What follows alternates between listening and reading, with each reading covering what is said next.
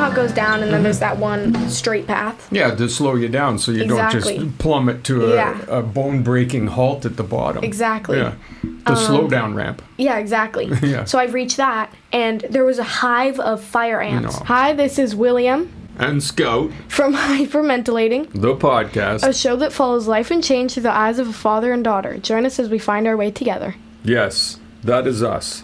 Alrighty. Finding a way. Yes, it is. All right. Today we have pretty good episode planned out. It's as opposed to the normally crappy episode we plan. Exactly. All right.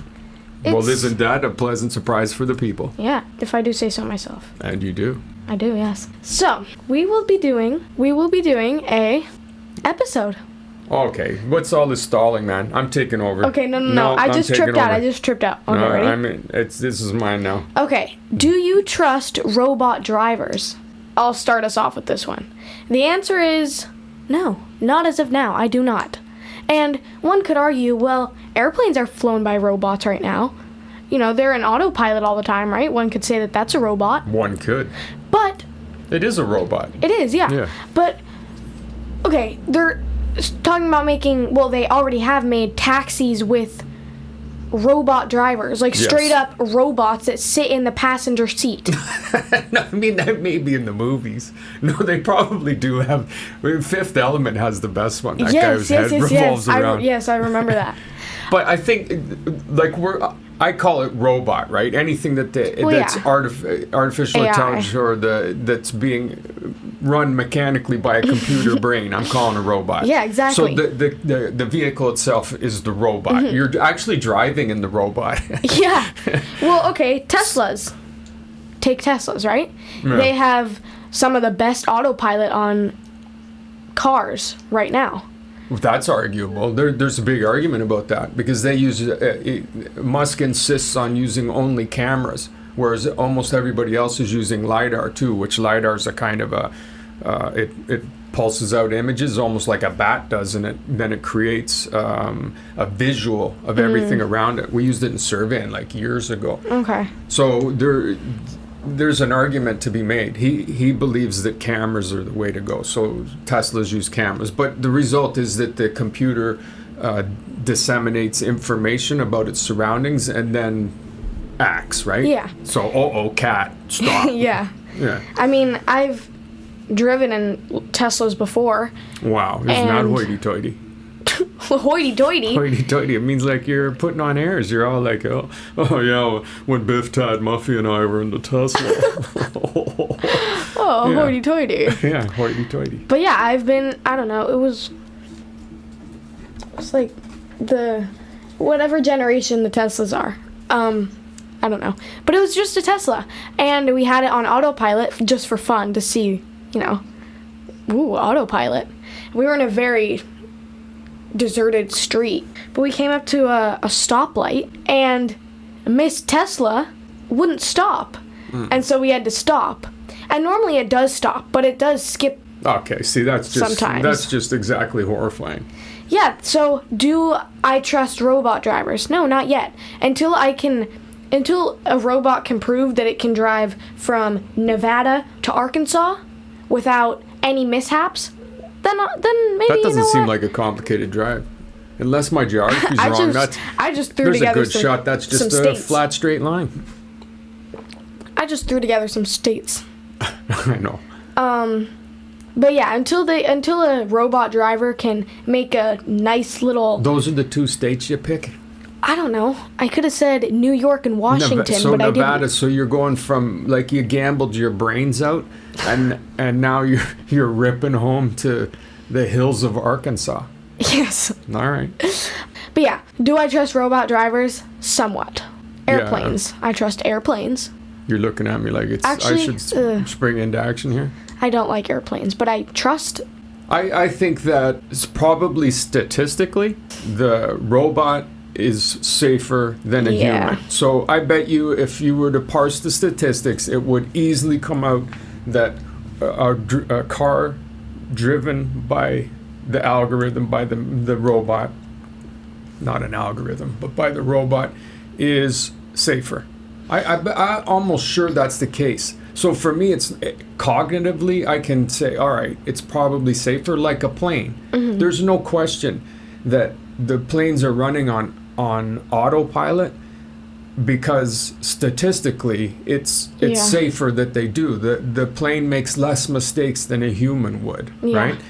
The thing is, the plane doesn't make no mistakes, or the car doesn't make no mistakes, as you just illuminated, right? With your whole, the Tesla didn't want to stop at the stoplight. So that's the problem, is that it's not that it's not, is it safer? I think it probably is safer in the greater picture, the larger picture, but it still makes mistakes. If I'm in a vehicle and a mistake is made, I would prefer that it's made by a human than a robot, because it just seems, I don't know, somehow less weird. And you know, like if I end up going into the afterlife and there turns out there is an afterlife, and people are like, well, what happened, man?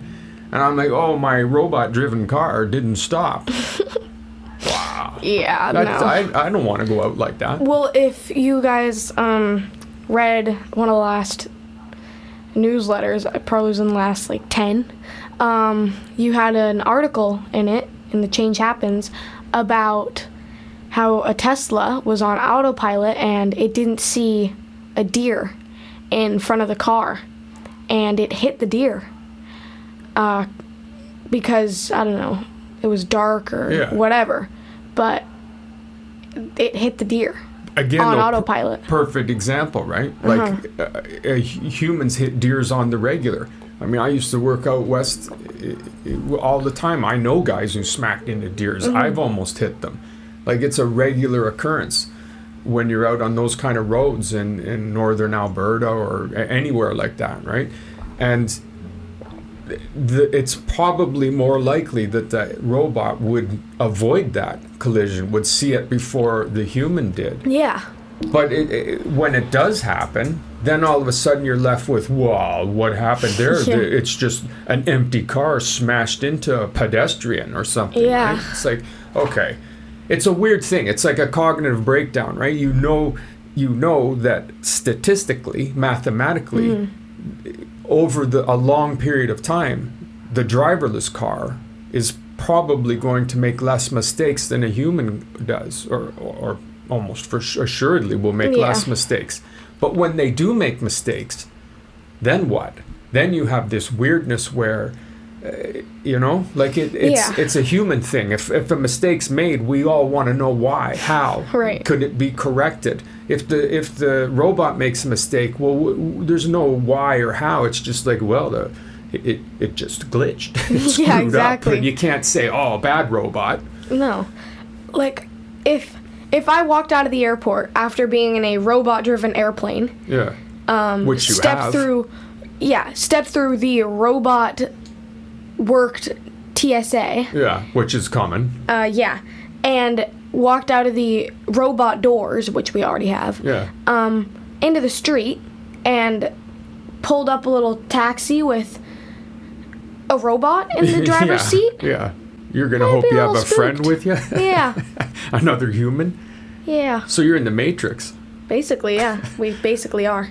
I don't.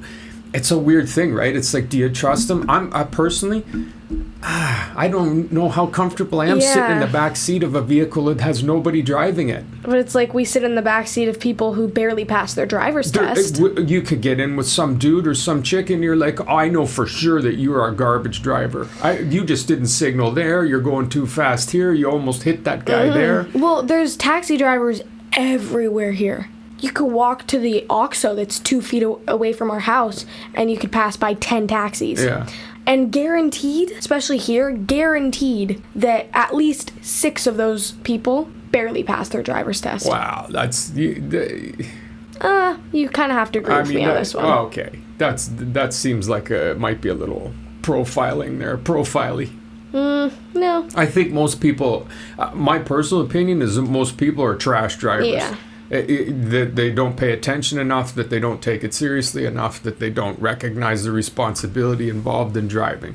It's just, it's easy to do. At least the robot's not going on any ego-based thing, so isn't ripping down the road like wanting to get into like a robot-driven car is not wanting to get into a drag race with another robot-driven car or having road rage because somebody did something stupid. It's just doing what it needs to do to get from A to B. Yeah. So that just is another in the plus column for probably safer, because it's not running on emotion. It's not, oh, I'm tired today. Or I was up too late, or it's just doing what it's supposed to do. It's doing its task. It's just the idea of sitting and getting in a car and nobody's driving it I just would find it weird. But you know what? We'd probably get used to it. I mean, it doesn't bother us in a plane because I'm sitting in my seat. It's easy for me to pretend that the pilot's wide awake and staring out the window and checking his rear view mirrors, right? I don't sit there imagining like, oh, the pilot's probably asleep right now. He reading. Okay, so pretty good topic. Now, for our next topic, we have a fun one. City or country. So I'll start us off. As opposed to the uphill slog that last one was. Exactly. But yeah, city or country. This is kind of tricky for me because living-wise, country every time. But then activity-wise and job-wise, the city. But I like the idea of a small country town. So, country for me. Yeah, for me, I don't know. At the end of the day, definitely, I'm not a fan of the clumping. So, city has too many people. As you would know if you listened to one of our previous episodes, one of our Hear Me Outs was on clumping in the movie theaters and beach.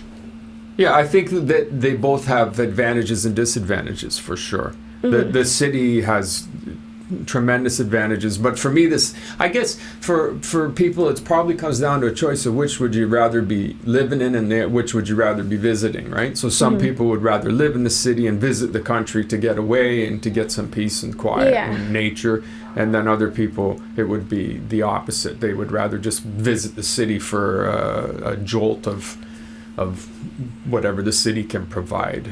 Well, the more things of the city. We live in a pretty big city. Big enough. I don't know. It's not a small town, but it's not really it's not a very big city either. It's not, compared to, I'd say it's a nice middle ground. I guess kind of one of the things I like about it is that it's a bit, it's middle groundish. Yeah, and then of course we have the mountains and the sea, and it's beautiful vistas. We're very lucky. Yeah. Very lucky. Like to me, we have a bit of everything, and we're 5 minutes, 10 minutes away from not being in the city anymore, where you can definitely be in the country. Like, I mean, you walk up Kairemeiko and there's people, there's still farmland there. There's still cows. Well, even on the airplanes, when you go to land here, you can see all of the crops and the mountains, and so it's very much so a mix. Yeah, definitely. So what are the advantages of the city then? Okay, advantages of the city is being able to go anywhere, walk anywhere, and food trucks. You don't need a car. Grocery stores, shopping malls, taxis everywhere. Theater, entertainment. Entertainment, jobs. People. If you're a big people person. But then for the country, it's very secluded. So if you're the kind of person who doesn't like big crowds in the country. Better air quality. You're kind of forced to make, like food is probably fresher. Wherever the grocery store is, the food's probably fresher. In general, there's a local farmer's market or something. Yeah. Probably better weather because you're further from nasty things and maybe I don't know that this less smells. Oh, you know what? It'd be better weather as far as heat, because the bigger a city, definitely the more heat it contains. Because the more body. A lot of concrete and bodies, but also just the concrete, the asphalt, all of those things sort of suck in and retain the heat. So that'd be, in that sense, it definitely could be better climate in the country. Well, I have my life planned out. So basically, when I'm Oh, you're way when ahead of I me. graduate, or if I go to college, after I graduate, I'm going to move to New York, and I'm going to have an apartment. And then after that, when I get my job and everything, Well, you're going to need your job before you get the New York and then apartment. I have enough money and everything, then I'll build my own house, which you know lots about that. I will build my own house, and yeah. Yeah, it's all planned. Story of my life, guys. The job thing is going to be critical for your big plans. It's cost you a small fortune to rent a place in New York. Yep, but that's basically... You mean New York City, not Yeah. New York the state. No, New York City. All right. And then, yeah, so I'm going to live in the city for a bit, but then... And why? Why do you want to live in the city for Because I want to have the experience the big city, of... Yeah. Just, you know. Oh, I think everybody should. Yeah. Oh, how can you make a decision if you don't know exactly. that, right? I can't sit here and be like, oh, the country's better. Maybe the city will suit some people that need that. They need the big city. They need that zzz, that nonstop energy and noise. And I mean, there's a reason why, like New York City, 10 million people or whatever. You know, Mexico City, 30 million plus. Like, it's a lot of it's work related, and that's where the work is, sure. But it's just people, human nature, right? Get together, clump up. And then when I've decided that I don't want to live in the city anymore, which I know will happen, I will build my house in the country, on the countryside, anywhere. Most likely somewhere high up in Canada or Europe. Most likely Europe, because I've always wanted to go there. And I'll build my house, my suburban house, with blue window shutters. Now it's yeah, it's a whole other thing. The suburbs. I've always wanted a suburban. No, I don't want to live in the suburbs. I want a suburban house, like the style. I don't want to live in the suburbs. What's a suburban house style? Like a mom house. One of those weird rectangle box things with. No. Like brick on the outside, gray brick with That's just a type of house. I'll show you a photo. The suburbs, the suburbs is like, it's not the city, it's not the country, it's where it's those horrendous, sorry to the vast majority of people living in the suburbs, but no, seriously, the suburbs to me is the worst place. Okay, so that's, yeah, because the city has advantages, the country has advantages, lived in both, enjoyed both. The suburbs, which I have also lived in, no. Because the suburbs is sort of, it's neither. It's not the city. It doesn't have all the amenities, and it doesn't have all of the things, the awesome things that can be found in a city in walking distance. And it's not the country. It certainly doesn't have all the advantages. No, I don't want to live in the suburbs. I want to live somewhere like Guelph. Yeah, Guelph's nice. You know? I want to live somewhere like that. Yeah. Because everyone I've met in Guelph is nice. But that's, again, though, where you are thinking of in Guelph, that's kind of the suburbs. That's not Guelph, downtown Guelph. No, but I've been to downtown Guelph. I want to be somewhere like downtown Guelph. Okay, but that's the city. Like, again, it's not semantics, man, because the suburbs is not the city. It is not the city. I just want to live somewhere green and grassy and trees and animals. Yeah. I want to live in a country, but I also want to experience everything else. This big city for a test spin too. And maybe I'll live in the suburbs for a bit because I want to know I want to try everything on for size. Maybe I'll end up loving the suburbs. For sure. I mean, it's definitely worth experiencing both. I think everybody should experience both methods of living, for sure. Because they're completely different, and they both have advantages and disadvantages. Yeah. I'm a country guy for sure at the end of the day. I think I will. For me, it's just a people thing. Like, I just like the wide open spaces more than I like to be the sense of being one amongst millions. Yeah. Sorry for the noise in the background. Now we just realized we've been doing this with the window open. Yep. But that's one of the ups of where we live because we can have the window open. Plus now we're not robots. Yes, exactly. The robot would have known not to have that in the background. Yes, he would have. So there you go. Yep. Okay. We do not live in the country. No, we do not. No, we don't. Next is segments, as you know if you have listened to previous episodes. Our first one is Change Happens. You'd have to be an Uber fan of us to know that this is going to be a what's coming up next. Yeah. Like you'd have to know, every third episode. Yeah. Change happens. And then we'll have a I can't wait for review. change happens. Yeah. That's my favorite. I like What If. Okay. For our next segment, we have Change Happens. Well, our first segment. I'm very excited for this one.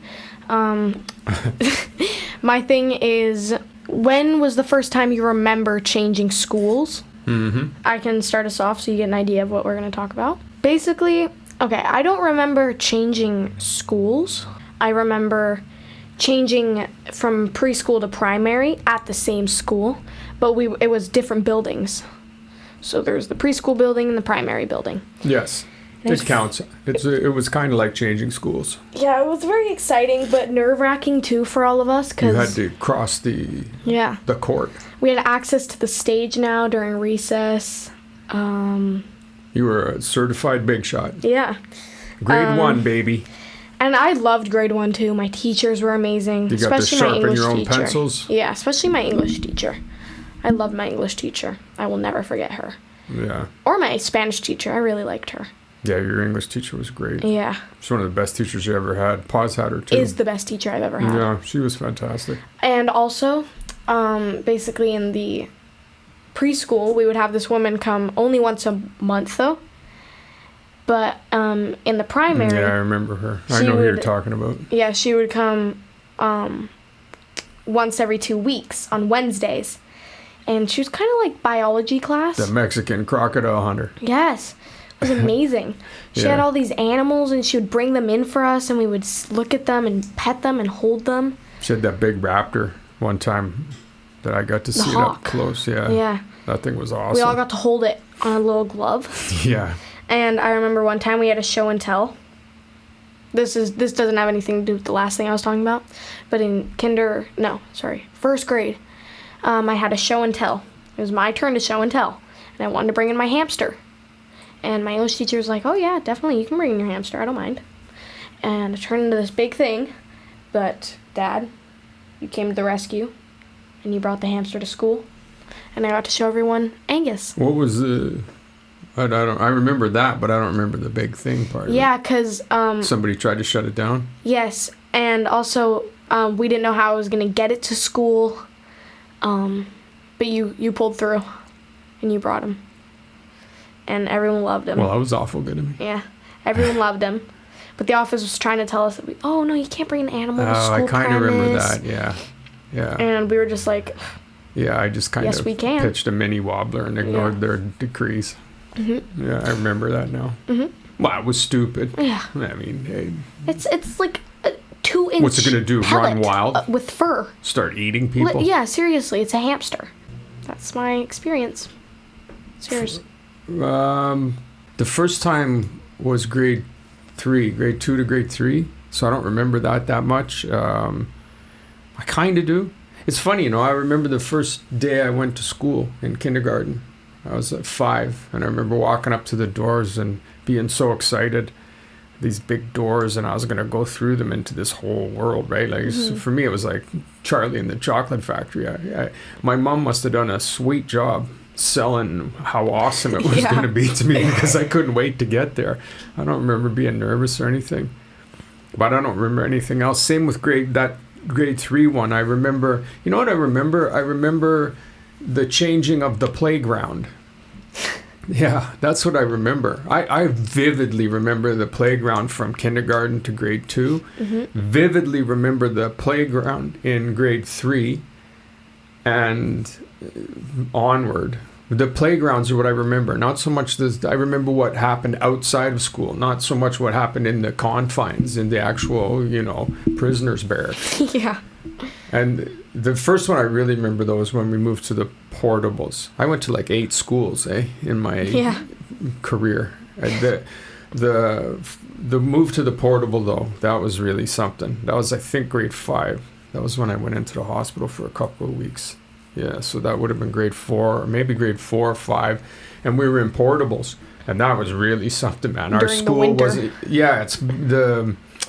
where we lived was growing rapidly, suburban place, growing rapidly, and so they were always shuffling kids around, like repurposing them to another place for school.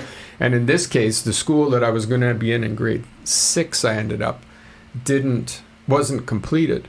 So we were in these portables, like in the middle of this field were these portables. And that was really something, man. In the winter, when the winter came, you had to bundle up if you had to go to the bathroom. And you were just confined there with the rest of it. It was a vastly different experience of schooling. I guess it was kind of how it was old school, where you just had one room and you never left it. I don't know. I imagine the same kind of a vibe, because that's what we had, this one room. We were all bolted in there together, and we just never left. Like, the teacher never left. Occasionally another teacher would come in to give that one a break. Yeah, so I remember that. It was an interesting experience. Yeah, I remember my very first school playground in San Pancho. So that playground was outrageously awesome. Oh, I know, but I'm talking about in Kinder 2, it was just our classroom. We weren't allowed outside with the big kids yet. In Kinder 2, we had our own little play area. No, I guess you didn't get the big area. And after we brushed our teeth, after we had lunch, we'd eat lunch, we'd brush our teeth, and then we got probably like 10, 15 minutes outside, and there's this one swing. You know those ones where it's kind of like that pirate ship at fairs? Yeah, for sure. Okay, like that. Oh, I remember. I used to come and watch you guys. Yeah. Yeah, for sure. Yeah, exactly. It was one of those, like, swinging benches kind of things. And, it was great. We had this little, like, I don't know. I just remember it so well. That was a one-room schoolhouse, too. You guys just had a little, concrete box, but it was really bright. It had lots of windows. It was very nice and cozy. Yeah, and the whole front of it nostalgic. Almost was a sliding glass door. Yeah, it was amazing. And then... That was a good little school. Yeah, and then we were allowed with the big kids, and that was... Yeah, that place was... I mean, it was basically carved out of the jungle. Yeah. Like, it was trees nature everywhere. Yeah, for sure. You know, big, huge trees. Little playthings made out of tires that were painted colorful colors. First time I ever got stung by a fire ant was on the slide. It was a metal slide. Yeah. And to me, it was really tall and steep. And I was getting ready to go down it, and there was this older kid behind me, probably in like first grade or something. But he came up behind me, and he pushed me down the slide, because apparently I was taking too long for him. And I reached the bottom, and there was a fire ant on the very bottom of the... You know how it goes down, and then there's that one straight path? Yeah, to slow you down so you don't just plummet to a bone-breaking halt at the bottom. Exactly. Yeah, the slow-down ramp. Yeah, exactly. Yeah. So I've reached that, and there was a hive of fire ants. No, and I only got stung by one. Oh, it hurts so bad. I wonder, are ants, do they live in a hive? I don't know, but you know those little, like, piles? I know what you mean, yeah. I'm just curious now. It made me think, what do you call that? A colony. It's a colony. Yeah, a colony. But is that what it's called when they're just out on tour? They were just on tour. They weren't actually in a sand pile. They were just a mob. Yeah, exactly. You slid into a mob of fire ants just waiting for a tasty little victim to come sliding down. Exactly. Okay, so we had change happens. First time you change schools. So what's the upshot here? For me, it was like the first one I remember, the portable in the winter. It was just the concept of like, okay, change this is real, man. Because before it was just like I moved to another room. It was another location. In this case too, it was my first real taste of understanding that, okay, I got to start all over. Like these are kids I don't know. This is a whole new environment. So that was a bit not shocking, but it was definitely like, whoa, okay, so life isn't just the same batch of people that you interact with eternally. In life, all of a sudden you might just be dropped into a whole other thing. So that was the biggest takeaway, I think, for me, was understanding that, okay, it's not going to be just me and those other 10 dudes going through school together. Yeah. For me, it was probably the feeling of confidence. It was the first time I ever really felt like a big shot. Because I'd felt confident before, but this is the first time I felt like a big shot. Yeah. Yeah, because I was in the big kid classrooms. I had different classrooms, not just one or two. I had like 3. In PE, we got to play big kid games. So Yeah, I mean, you'd spend a year or two looking and seeing the big kids. Yeah. The grade 1s to grade 6s. yeah, Wandering around the giants that they were, and now you were among them. You were one of them. exactly. All right. So I think that covers your Change Happens there for now. Sure does. Yeah, we'll probably revisit it again another time, Yep. as one does. Revisits. So now we're moving on to the last segment, right? Yep, which is weirdness. And you're in charge of this one. So It's my day for weirdness. Yep. All right. have fun. So this one comes courtesy of BD, because she listens to us, and she made it known to me that the other day when we had been talking about Williams, we had neglected to mention a very special William, and I couldn't remember who it was, and then it was recalled for me. Wonky Willie, Oh, the yep. legendary Willie Nelson, and that made me think of not necessarily weird, but odd pets, unusual pets. We have one for ourselves. Well, it's not Not nearly as he's weird as nothing Willie like Nelson, Willie but- Nelson. Nothing like Willie Nelson. So he is quite the creature. And He's really cute it's and hard sweet. because you try and describe it. So it's this segment for me is more about like getting people to think about those odd pets they've Yeah. had, because everybody's had like some kind of a gerbil that had only a leg and a half, or Yeah. some kind. For me. Well, first of all, Willie Nelson. I don't know how to describe him, but it's teeth and ears, and he has like huge 1870s old man eyebrows. You know those kind of Yeah. eyebrows you see Yeah. in the old pictures that have a life of their own. They're like little mustaches on top of each And eye, his little legs. and the legs, and they point out in He's different so directions. cute, though. But then you see him in real life. Like the pictures are Do no misleading. justice? Well, but he's even weirder in real life, but he's also way less weird in real life. Yeah. Like in real life, it's like, all right, He's a dog. and he's super likable. Oh my God, he's a so grouch, likable. but he's likable. So Yes. he's just an interesting creature. So Yeah. that got me thinking about it. For me, for sure, weirdest pets was when we had the terrarium in the basement in that house between the two churches, and we had the American alligators Illegally? in the basement. Well, yeah, it was illegal, but Yeah. yeah, that was they were that's my weirdest pet thing.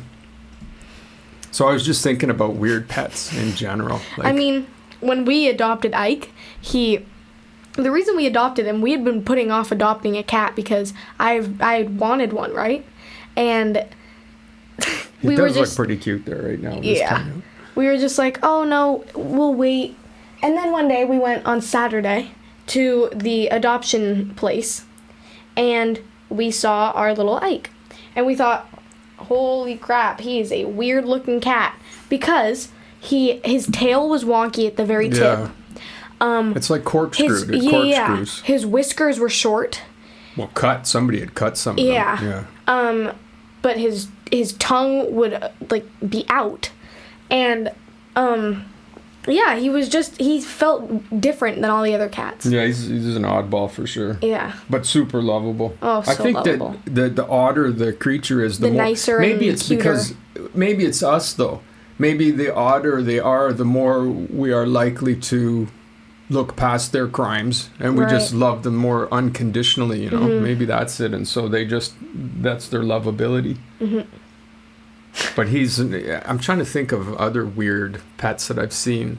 Like, do you know anybody over the years? Because I've sure seen some outrageously weird pets. In the cafe, we had they weren't really pets, but we had a huge fish tank. With piranhas? Yeah, Yeah. that was my partner. He like it was insane, man. But they are cool. Yeah. I'm trying to think. Have any of our hamsters been weird? No, but one time we had a gerbil, and Oh, that was weird. Yes. That we only had him for a couple hamster. hours. It was this white No, hamster. he wasn't a hamster. He was the other one. Oh, The gerbil, Well, because then- he had the little short. then I have two stories. the one that with the short T-Rex arms. We had him and for, it like- screamed in the car. It was like making some awful. No, that was screaming. a hamster. No, Okay, yes. it was the one with the T-Rex. Oh yeah, you're right. It was a white So one hamster time, with red eyes. We've had blood red eyes. We've you're had right. about 4 hamsters, and they've all died on us, right? Obviously, as a hamster does. And Yeah, they're not. They're we went, notorious yeah, diers. and we would go and we would adopt another one every time one got killed off, right? So we went. They didn't get killed off. They didn't get killed off. They died. Oh man, they did not get killed off.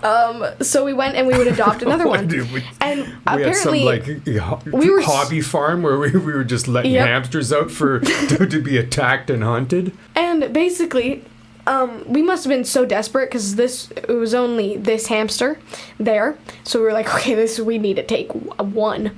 So we brought this one. And we were trying to tell us each other how cute he was. He was not. He was snow white Yeah. and blood red eyes. I'm talking vampire Yeah, he red never eyes. should have left the pet store. No, he should not He have. screamed all the way over. He was screaming, and I'm like, "You guys, no, he's cute. He's just nervous." I'm like, he's not nervous, man. There's something wrong with him. And so we brought him home and we took him out of the little box that they put him in with the holes in it, and we put him in the little like ball that they run around the house in, and he got out. And so we were chasing him around the house trying to get him to put him in the cage, and every time we went to pick him up, he screamed. Yeah, I know. Like, picture a T-Rex scream. Just He did not last. He went right back. Like we were back to the pet store within a couple hours. So then- and I had to have a big discussion with them. I'm like, look at the thing. They took it back to the vet They're person, like, and "It's she's normal." like, "Oh, you're just nervous. He'll get used to it." I'm like, look at him. His eyes are bulging out of his head. They're red, and listen to him. He was in the box there. He was. oh Like, my god! listen, is that I normal? had never heard anything make a noise like No. that. But then get this, we went back and we were like, "Hey, well, we'll try and find another one." So this time we got a gerbil, not a hamster, a gerbil. Yeah, that little was- black thing with T-Rex arms and Yeah, and he that was didn't really work cute. out that well. Then we brought him back. He stayed for about 24 hours. Madish picked him up, right on the nose, chomp, Yeah. bit him right on the nose. So we had to take that one back Yes, too. they're much bitier. Yeah. All right, All little right. quick weird pet episode. Yes. There you go. Give Yep. people something to think about. Exactly. Talk about your great grandma's heinous cat creature that sits in the corner and hisses and only has Jumps at everyone that walks by it. 2 legs and half a tail. Yeah. Yep, there you go. All right. If you have any pet stories, Sure, feel send them free in to us. Yeah, tell us. Maybe we could shout them out. Yeah, we'll shout out your weird pet stories. Yep. All right, guys. I Okay, love you very I much. love you Thank too. you. See you next time. Yes, indeed you will.